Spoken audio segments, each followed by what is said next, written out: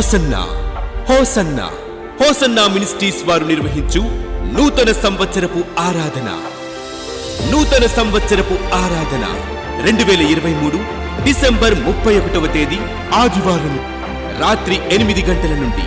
స్థలం hosanna Mandir, Chintalakatta road, Yanamalakuduru, Vijayawada. ఈ నూతన సంవత్సరపు ఆరాధన యందు దైవజనులు పాస్టర్ రమేష్ గారు వాక్య పరిచర్య చేసి నూతన గీతం ఆలపించెదరు. ఆయన సన్నిధి నీకు తోడుగా రావాలి, నీతో ఉండాలి అని అనుకుంటే నీ హృదయాన్ని నీళ్ల వలె కుమ్మరించుకొని, నీ హృదయాన్ని పగలగొట్టి ఆయన సన్నిధిలో అవిధేయుడు అని ఒప్పుకొని కనికరాన్ని పొందుతావో, ఆనాడు నీతో కూడా ఆయన సన్నిధి నడుస్తుంది. ఆయన సన్నిధి నీతో ఉంటుంది. నువ్వు వెళ్ళు మార్గం అంతటిలో నువ్వు ఎక్కడ ఆలస్యం సొలిసి సొక్కి సొమ్మసెల్లిపోకుండా ఆయన సన్నిధి నీకు విజయాన్ని ఇస్తుంది. నూతన గీతం పాడుకుంటూ నూతన వాగ్దానం పొందుకొని నూతన సంవత్సరంలో ప్రవేశించుదాం. రండి, ఆశతో రండి, ఆత్మీయ మేలును పొందండి. వివరాలకు సంప్రదించండి. హోసన్నా మందిర్, చింతలకట్ట రోడ్, యనమలకుదురు, విజయవాడ.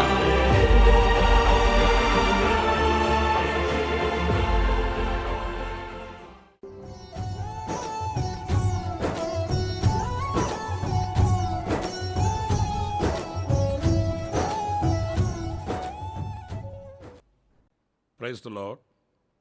ప్రభు అయిన యేసుక్రీస్తు నామంలో మీ అందరికీ మన హోసన్నా మినిస్ట్రీస్ తరపున హృదయపూర్వకమైన వందనాలు తెలియపరుస్తున్నాను. ప్రభు మిమ్మల్ని ఆశీర్వదించి దీవించునుగాక. పురులారా, ఈ పూట పరిశుద్ధ గ్రంథంలో నుంచి 118వ కీర్తన 8-9 వాక్యాలు నేను చదువుతున్నాను. జాగ్రత్తగా ఆలకించండి. మనుషులను నమ్ముకొనుట కంటే యెహోవాను ఆశ్రయించుట మేలు. రాజులను నమ్ముకొనుట కంటే యెహోవాను ఆశ్రయించుట మేలు. ఇక్కడ మనుషులు, రాజులు అని ఇద్దరి వ్యక్తులను ప్రత్యక్షపరుస్తూ వీరిని నమ్ముకొనుట కంటే దేవునిని నమ్ముకొనుట మంచిది, మేలు అని ఈ కీర్తనలో తన అనుభవపూర్వకమైన మాటల్ని ఆయన వ్రాసుకున్నాడు. నిజమే, ఈ రోజున పరిస్థితులను చూసినప్పుడు కూడా మనుషులను నమ్ముకున్నట కంటే దేవునిని నమ్ముకున్నటయే మేలు. ఏంటి దేవునిని నమ్ముకుంటే కలిగే మేలు అంటారా? పరిశుద్ధ గ్రంథంలో ఈ కీర్తనల గ్రంథంలోనే 115వ కీర్తన 10వ చరణాన్ని మనం చదివినప్పుడు, అహరోను వంశస్థులారా యెహోవాను నమ్ముకొనుడి, ఆయన వారికి సహాయము, వారికి కేడెము. పురులారా, చూడండి, ఇక్కడ దేవునిని నమ్ముకుంటే మనకు ఏంటి మేలంటే ఆయన వారికి సహాయకుడై ఉంటాడట, వారికి కేడెమై ఉంటాడట. చూడండి, మనుషులను నమ్ముకుంటే, మనుషులను ఆశ్రయిస్తే వారికి నచ్చినంత కాలం, మెచ్చినంత కాలం మన ప్రక్కన నిలవవచ్చు. కానీ మనకు కావలసిన సంపూర్ణమైన సహాయం వారి వలన కలుగకపోవచ్చు. మనుషుని యొక్క పరిధి వేరుగా ఉంటుంది, మానవుని యొక్క హద్దులు వేరుగా ఉంటాయి. కానీ దేవునికి పరిధులు లేవు, హద్దులు లేవు. ఆయన సహాయం ఎలా ఉంటుంది అంటారా? ఆశ్చర్యకరమైన సహాయమై ఉంటుంది, ఆశ్చర్యాన్ని కలిగించే సహాయమై ఉంటుంది. అంతేకాదు, ఆ సహాయము వలన మనము ప్రాకారాలు దాటగలుగుతాము. అంతేకాదు, ఆయన సహాయము వలన సైన్యమును జయించగలుగుతాము. ఆయన సహాయము వలన ఆదరణ పొందుకోగలుగుతామండి. ఇవన్నీ లేఖనాలలో వ్రాయబడిన మాటలే. గనుక ఆయన సహాయము మనకు కలుగుతుంది గనుక ఆయనను నమ్ముకొనుట మేలు కదా. మనుషులను ఆశ్రయించి నవ్వుల పాలైపోయి వాళ్ళు మనకు వట్టి చేతులు చూపించినప్పుడు దుఃఖసాగరములో మునిగిపోయి ఇలాంటి అనర్థాలకి మనము పాల్పడేదానికంటే కూడా నిత్యము మనల్ని ఆహ్వానిస్తూ నిజముగా మొరపెట్టు వానికి సమీపాన నిలిచి మనకు సహాయము చేయుటకై మన కొరకై నిలిచి ఉన్న ఆ సర్వశక్తి కలిగిన దేవునిని ఆశ్రయించడం, ఆయనను నమ్ముకోవడం ఎంతైనా ఉత్తమము, శ్రేష్టమైనది అని చెప్పడంలో ఎలాంటి సందేహమేమి కూడా లేదండి.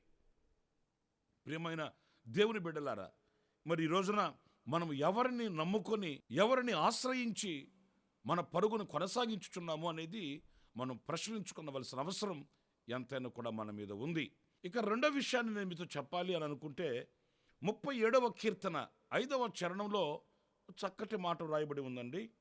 నీ మార్గమును యెహోవాకు అప్పగింపుము, నీవు ఆయనను నమ్ముకొనుము, ఆయన నీ కార్యము నెరవేర్చును. ఎంత శ్రేష్టమైన మాట చూడండి ప్రియులారా. మన కార్యాలు నెరవేర్చబడాలి, మన కార్యాలు సఫలము కావాలి. ఈరోజు ఎన్నో కార్యాలు మనం తలపెడుతూ ఉంటాం, ఆలోచిస్తూ ఉంటాం, ధ్యానిస్తూ ఉంటాం, పూనుకుంటూ ఉంటాము. కానీ మనుషులను ఆశ్రయిస్తే కార్యాలు ఎలా సఫలమవుతాయి? మనుషులను నమ్ముకుంటే ఆ కార్యాలు ఎలా నెరవేర్చబడతాయి? చాలామంది చెప్తుంటారు, ఘనంగా ప్రారంభించామండి కానీ దివాలా ఎత్తేసామండి, ఇదిగో వాళ్ళని నమ్ముకొని ముందుకు వెళ్ళామండి, అవమానాలు పాలైపోయామండి, వాళ్ళు సహాయం చేస్తానన్నారండి అందుకని కార్యాలు ప్రారంభించాము, కానీ ఈ రోజున వాళ్ళు చేతులు ఎత్తేశారు, మేము నడివీధిలో నవ్వుల పాలైపోయామండి. ఇలాంటివి ఎన్నో చెప్తుంటారండి. కానీ మన కార్యములు సఫలం అవ్వాలనుకుంటే, మన తలంపులు సఫలం అవ్వాలి అని అనుకుంటే మనుషులను కాదు సుమా, దేవుని ప్రభువుని నమ్ముకోవాలి. అప్పుడు మన కార్యాలు సఫలం అవుతాయట.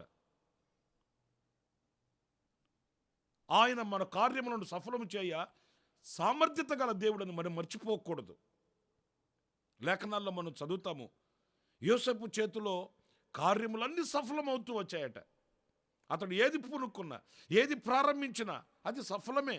ఎందుకంటే యోసేపు మనుషులను నమ్మినవాడు కాదు, మనుషుల మీద ఆధారపడిన వాడు కాదు, కేవలం దేవుని మీద ఆధారపడి ఆయననే నమ్ముకున్నవాడు గనుక అతని కార్యములన్నీ సఫలమవుతూ వచ్చాయి. నెహెమ్యా చెప్తాడు, నా దేవుని కరుణ హస్తము కొలది నా కార్యములను సఫలం చేస్తూ వచ్చాడు ఆయన అని. నిజమే, మన పితరుల జీవితాలలో కానివ్వండి, ఈనాడు మన బ్రతుకులలో కానివ్వండి, మన కార్యాలు సఫలం అవ్వాలంటే దేవునినే నమ్ముకోవాలి, ఆయననే ఆధారపడాలి, ఆయనపై మనం ఆనుకోవాలి, ఆయన యందు మనం విశ్వసించాలి. ఆనాడు అది ఏ కార్యమైనప్పటికీ మనకు జయము కలుగుతుంది, కార్యాలు సఫలమవుతాయి, ఆనందంతో మన ప్రభుని స్తుతించగలుగుతామనే విషయాన్ని మనం మర్చిపోకూడదండి. నా ప్రియమైన దేవుని బిడ్డలారా, మరొక్క మాట నేను మీకు జ్ఞాపకం చేస్తాను. అదేంటంటే 62వ కీర్తన మొదటి పల్లవిని నేను చదువుతాను. నా ప్రాణము దేవునిని నమ్ముకొని మౌనముగా ఉన్నది, ఆయన వలన నాకు రక్షణ కలుగును. ప్రియులారా, ఎంత శ్రేష్టమైన అమూల్యమైన మాట చూడండి. ఆయనను నమ్ముకుంటేనట రక్షణ కలుగుతుందట. అంటే శత్రువు చేతిలో నుండి మనకు ఒక రక్షణ కావాలి. ఎవడిని మృంగుదునానని గర్జించు సింహము వలె సాతాను తిరుగుతున్నాడు. వాని యొక్క భీకరమైనటువంటి చూపులలో నుంచి, సాతాను యొక్క కబంధ హస్తాలలో నుంచి మనకు రక్షణ కావాలి అని అంటే ఆయనను నమ్ముకున్నప్పుడు ఆయన రక్షణ ప్రసాదిస్తాడు, రక్షణ కలిగిస్తాడు. ఈ లోకంలో మనకి ఎక్కడ రక్షణ దొరకదండి, ఎక్కడ మనకు భద్రత కలగదండి. అందుకే వాక్యంలో మనం పలుసార్లు చదువుతుంటాము, తల్లి తన బిడ్డను మరిచిన నేను నిన్ను మరువను అనే మాట. తల్లి తన బిడ్డను మరుస్తుందా అంటే మరువవచ్చు, దాంట్లో ఆశ్చర్యం ఏమీ లేదు. మరువదు అని మనం నిక్కచ్చిగా ఏమి చెప్పలేము. తల్లి తన బిడ్డను మర్చిపోవచ్చు, కానీ వారైనా మర్చిపోతారేమో, కానీ నేను నిన్ను మరువను. అంత రక్షణ, అంత భద్రత, అంత కాపుదల మనకి అక్కడ దొరుకుతుందండి. మరి ఆయనను నమ్ముకొనక మనం మనుషులను నమ్ముకోవడం ఏంటి? మనం ఆయనను ఆశ్రయించక మనుషులను ఆశ్రయించడం, రాజులను ఆశ్రయించడం, అది ఎంతవరకు మనకు సబబు? గనుక ఆ రక్షణ కలిగించే ఆ దేవునిని, కార్యములు సఫలము చేసే ఆ దేవునిని, సహాయము చేసే ఆ దేవునిని మనం నమ్ముకోవాలే. కానీ మనుషులను, రాజులను మనం నమ్ముకొనుట మనకు ఆశీర్వాదకరము కాదు అనే విషయాన్ని మనం గుర్తించాలి. ఆ రీతిగా మన బ్రతుకులను మనం మలుచుకొని, మనం ఆయన మీద ఆధారపడి ఆనుకొని మన విశ్వాసపు యాత్రని ముందుకి కొనసాగించుకున్న వాళ్ళను అలాంటి కృప దేవుడు మనందరికీ అనుగ్రహించునుగాక. తలలు వంచండి, చిన్న ప్రార్థన. సత్యస్వరూపి అయిన ప్రభువా, మీకు వందనాలు నాయనా. మేము మిమ్మల్ని నమ్ముకొని, మీ మీద ఆధారపడి ఆనుకొని మేము నడవడానికి సహాయం చేయమని వేడుకొనుచున్నాను. మనుషులను నమ్ముకొనుట కంటే, రాజులను ఆశ్రయించుట కంటే మిమ్మల్ని నమ్ముకొనుట, ఆశ్రయించుట మేలు అని మా పితరుడు వ్రాసిన మాటల్ని ఈ పూట మేము ధ్యానిస్తూ వచ్చాము. మా మనస్సు నాయనా అటు ఇటు వెళ్ళక మీ వైపు కేంద్రీకరించి మిమ్మల్ని చూస్తూ ఈ విశ్వాసపు యాత్రలో ముందుకి కొనసాగించబడుటకు కృపను అనుగ్రహించి సహాయం చేయమని నన్ను మమ్మల్ని మీ చేతులకు సమర్పించుకుంటూ యేసు ప్రశస్త నామములో ప్రార్థన చేసి వేడుకొనుచున్నాను తండ్రి. Amen, amen, amen. ప్రభు మిమ్మల్ని ఆశీర్వదించి దీవించునుగాక.